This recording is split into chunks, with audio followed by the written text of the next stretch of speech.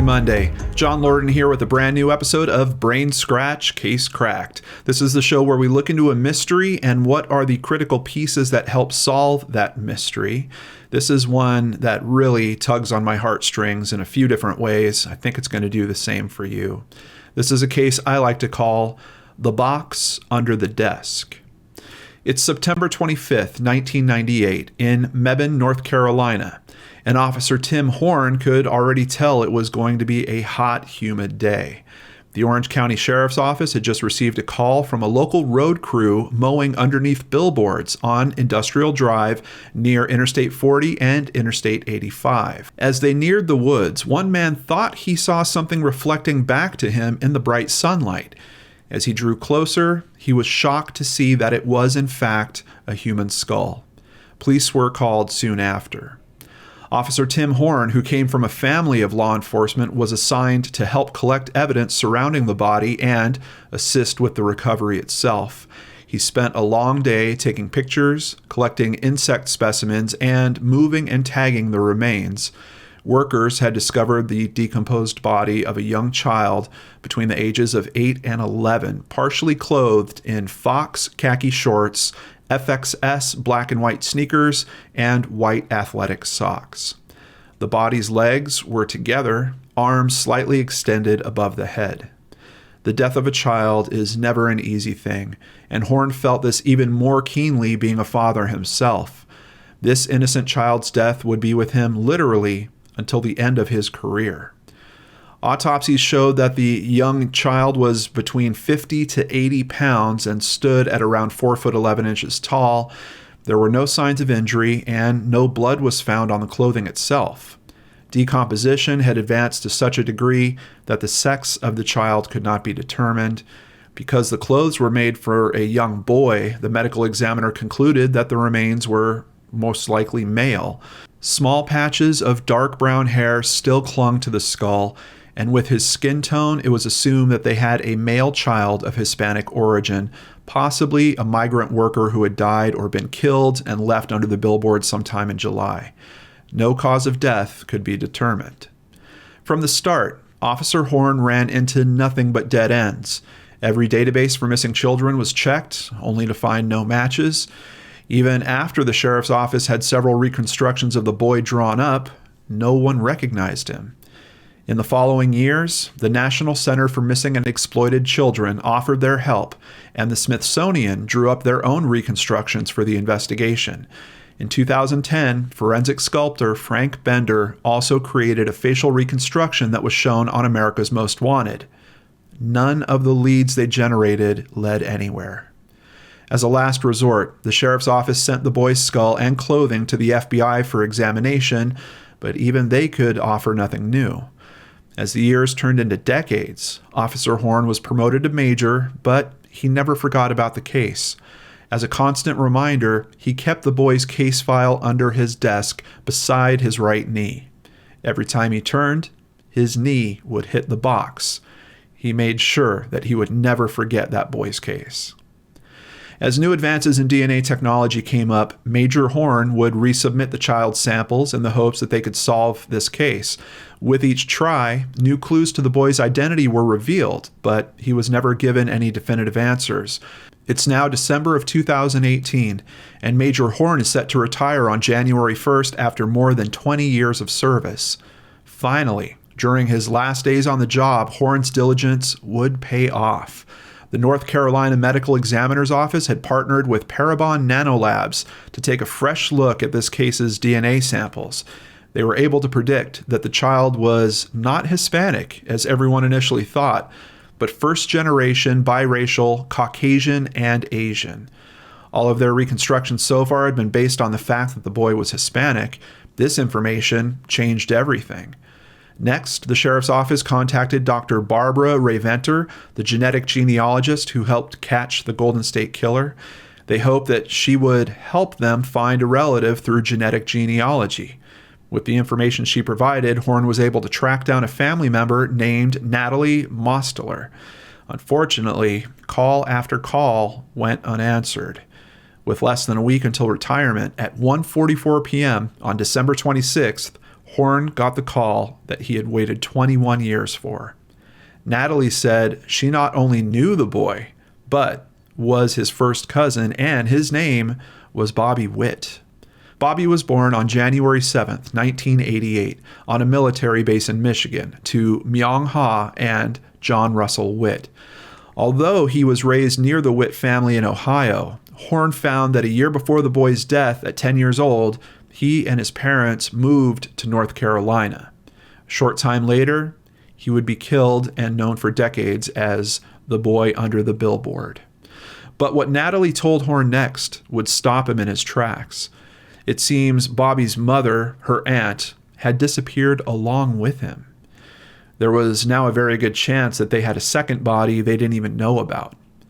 With his original retirement date less than a week away, Horn took a month's worth of accrued vacation time, delaying his retirement and giving him more time to speak further with more family members. He was so close to closing the case that he could feel it. From there, Horn went back and looked into the National Missing and Unidentified Persons System, where he received 2 hits, one in North Carolina and the other in Spartanburg, South Carolina, just 3 hours away. In May of 1998, Spartanburg police recovered a woman's body from the woods off of Casual Drive near Blackstock Road. Wearing no clothes, she was found under a pile of debris with ligature marks on her wrists. A pathologist would determine she had died from suffocation. With help from Interpol and the Korean National Police, fingerprints and DNA identified the woman as Bobby's mother. Both Bobby and Myung Ha's bodies were found just off of Interstate 85, and sadly, their remains sat unidentified and in separate locations for just over 20 years. The Witts told Horn that after John's tour in the military was over, he moved everyone to Sardinia, Ohio, to be near the rest of his family. Living just a few streets over from Natalie, Myung Ha and Bobby were always coming by for a visit. The 2 children liked to play in the pool and dance to Gloria Estefan videos. She described Bobby as his father's little sidekick. She stated that the 2 were so close, they did everything together, and no one saw any signs of trouble. In 1996, John moved his family to Concord, North Carolina. Natalie saw her uncle and his family in the spring of '98 when they made a trip back to Ohio to attend her baby shower. That would be the last time that she would see them. The trip to Ohio was in the last year of their marriage, as the rest of the Witt family started to hear rumors of troubles and infidelity on John's part. Soon the fighting escalated to such a degree that John said Myung Ha left him, taking Bobby with her back to South Korea to be raised by her family. By May, her body was found, and in September, Bobby's was discovered, proving neither of them had left the country. When social media became available, the family searched for them, but they weren't able to find anything. It was now January 30th, 2019, and with only hours until his retirement, Major Horn traveled to Ashland Correctional Institution, a low-security federal prison in Kentucky where Witt was being held. In September of 1999, he was sent to federal prison for robbing ATM users and intimidating them with a gun. After pleading guilty to 6 counts of bank robbery and 2 counts of using a handgun during a crime of violence, he was sentenced to more than 44 years.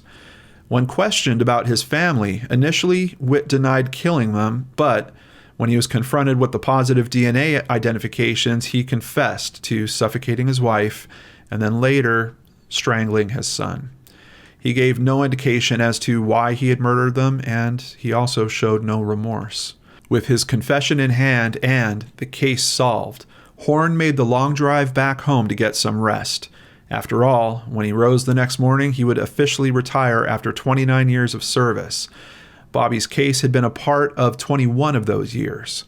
When the sheriff's office announced on February 5th that the case had been solved, Horn came in as a civilian and expressed satisfaction and a sense of pride in being part of a team that solved a double homicide. In the spring, he attended both mother and son's funerals. It was a nice service, he said. Quote, "Some of his childhood friends attended from school, and that was nice to talk to them and see pictures and hear about the good times that Bobby did have." The 2 are now resting side by side in the family plot in Ohio. None of the Witt family attended John's trial. Now that they knew what happened to their loved ones, None of them could stand to face him.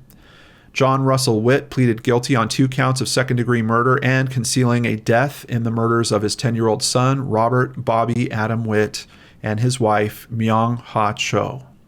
He was sentenced to 52 to 64 years for the murders. Witt's additional sentence will start in 2037 after he completes his current stay in federal prison for those robbery charges.